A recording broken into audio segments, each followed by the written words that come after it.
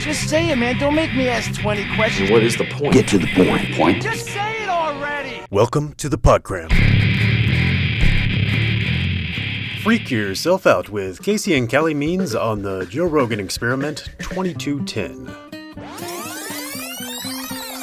Then you go to the 1970s and we have the advent of high fructose corn syrup. Fructose is one of the only types of calories where instead of making you feel satiated, it makes you more hungry. And this is evolutionarily, and we knew this. In the fall, when animals are preparing for hibernation and they start eating fructose-rich berries, they need to put on a ton of fat for winter.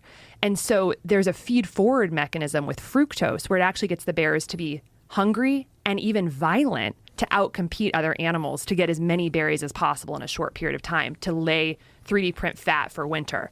So you have the scientists understanding this and say, hey, we can make liquid fructose 1,000 times more potent than the fructose you'd find in berries. Same molecule, but in higher concentration. And we can add it to everything. We can add it to salad dressing. We're going to add it to ketchup. We're going to add it to children's school lunches. We're going to add it obviously to sodas, and we're going to make people insatiable. We're going to make their bodies and their brains think that they're preparing for winter that's never coming. And there has been research that shows that high fructose corn syrup is associated with violence, ADHD in kids, all of these different things. It's really interesting. There's two amazing books on this. Richard Johnson from University of Colorado wrote Nature Wants Us to Be Fat, and then David Perlmutter wrote Drop Acid. Both books are about a molecule called uric acid, which is unique to fructose metabolism. So when fructose is metabolized in the body, not like glucose, it creates uric acid, which creates oxidative stress and mitochondrial dysfunction in the brain and the body, that if you have mitochondrial dysfunction, you're not going to be able to process sugars to energy, mitochondria, powerhouse of the cell. So you break the mitochondria with the excess fructose overloading the mitochondria with uric acid, and then what happens? You can't turn sugars to energy. So what do? You turn sugars to fat. So you start 3D printing fat because you break the mitochondria with excess fructose. And on top of that, the mitochondrial dysfunction and oxidative stress when happening in the brain is what may inspire the violence and the ADHD and all that stuff to make the bears manic so they get as much berries as possible. This is what's happening in every kid in every classroom in America now. But this is the thing about fruit, is that we have 40 trillion cells and we have the ability to clear uric acid and we have the ability to process fructose in a physiologic amount. We're never gonna have the uric acid increasing and overloading the mitochondria if we're eating an apple. It's when you're eating 20, 30 times the fructose that an apple has and you're literally pouring it down, that all of a sudden, imagine you get this huge rise in uric acid in the body. 25% of women now are on SSRI. I mean, we're living in like the wealthiest, safest country in human history, and 25% of people are on an SSRI. That's insane. Then you look at kind of the hormonal side of thing. We've got girls going through puberty much earlier than they ever were. Of continents on Earth, we are the earliest puberty rates right now. That's gone down on an average 6 years since 1900. Our puberty rates are way earlier. So girls are reaching sexual maturity at like age 10. Right. What drives early puberty is excess estrogens, right? We're pushing estrogens to basically, spark that whole process of puberty. Well, look at our world. Where are these why would we be having extra estrogens? Well, let's look at our environment, the plastics. So we've got plastics, as you know, everywhere. I love, you were talking about this, I think, with Brigham. Like, you've got the metal cups, and I love it. But like, there have been 8 billion metric tons of plastic produced on planet Earth since about 1907 when plastic was commercialized. And the interesting thing about plastic is that when it breaks down, it acts like a xenoestrogen, an exogenous estrogen molecule that can literally bind to our estrogen receptors and act like estrogens. So now we've got plastic effing everywhere. It's literally in the air we're breathing, the nanoparticles, it's in our food, it's in our water, it's in everything.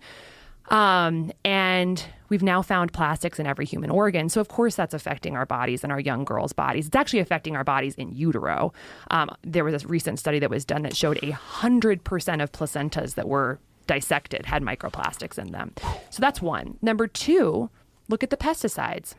So there are pesticides actually where their molecular activity is to increase aromatase, the enzyme that converts testosterone to estrogen. So atrazine, which is banned in Europe, but we spray 70 million pounds of it per year in the US, increases aromatase, which converts testosterone to estrogen.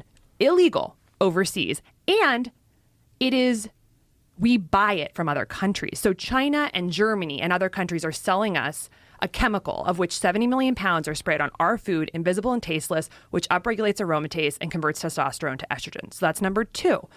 And then you look at just the fat that we have on our bodies. So fat, and especially visceral fat, the metabolically active fat around our midline, that is a metabolically active organ that actually converts testosterone to estrogen.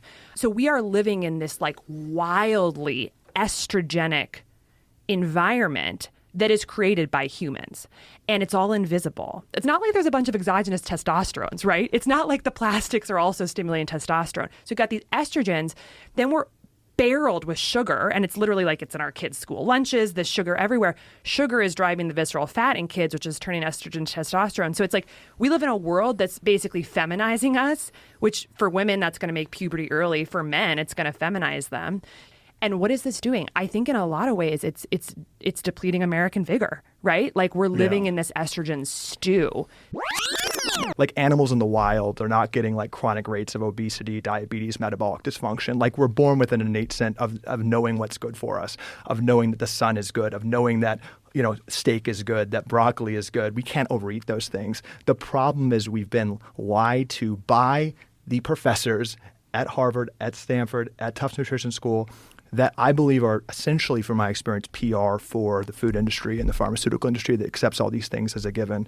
I mean, Tufts Nutrition School, 80% of their budget is from food companies. By our estimate, 50% of Stanford Medical School's budget somehow touches pharma. Thanks for listening to this installment of The Podgram.